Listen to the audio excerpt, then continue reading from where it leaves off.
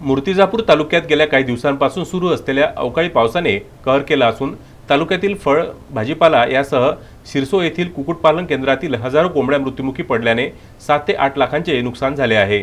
2 दिवसांपासून सुरू असलेल्या अवकाळी पावसाने व वादळाने शेतकऱ्यांचे मोठ्या प्रमाणात नुकसान झाले आहे। शिरसो येथील प्रतीक व आकाश राजेंद्र मेहरे या दोघा भावांनी शेतीसाठी पूरक व्यवसाय म्हणून 3 वर्षापूर्वी लाखो रुपयांचे भांडवल उभारून कुक्कुटपालन व्यवसाय सुरू केला। या केंद्रात हजारो पक्षी वाढवून त्याची विक्री करायचे, परंतु 29 एप्रिल रोजी रात्री मोठ्या प्रमाणात वादळी पाऊस आल्याने कुक्कुटपालन शेडला ऊन वारा पाऊस यापासून पक्ष्याच्या रक्षणासाठी लावलेले प्लास्टिकचे पडदे वादळाने उडून गेल्याने पोल्ट्री फार्म मध्ये पावसाचे पाणी शिरल्यामुळे संपूर्ण पक्षी भिजले। यात त्यांना बसण्यासाठी अंथरलेले कुटार व खाद्यही भिजले।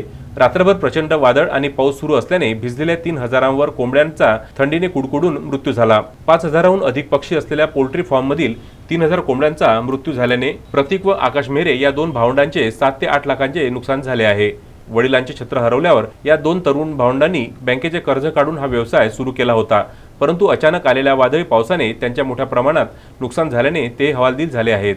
आज अनेक पक्षी मेले, तुमच्या हजारो पक्षी मेले, किती नुकसान झालं?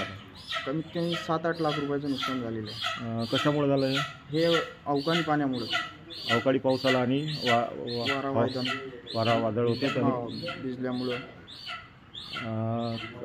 ही म्हणजे आता तुम्ही ही बॅच कधीची होती?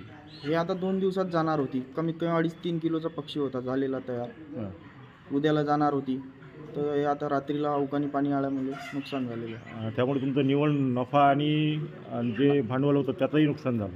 भरपूर नुकसान झालेलं आहे, भांडवल आणि नफा पण गेलेला आहे आणि लॉसमध्ये पण गेलेलं आहे भरपूर। आता तुमचं नैसर्गिक आपत्तीमुळे नुकसान झालं आहे, सरकारकडून काय अपेक्षा असणार? सरकारकडून आमची एवढीच आहे की जेवढं झालं तेवढं मदत झाली पाहिजे आणि हे जे आपत आलेली आहे हे आमच्याकडून टळल्या गेली पाहिजे। बाळासाहेब गणोरकर, विदर्भ न्यूज, मूर्तिजापूर।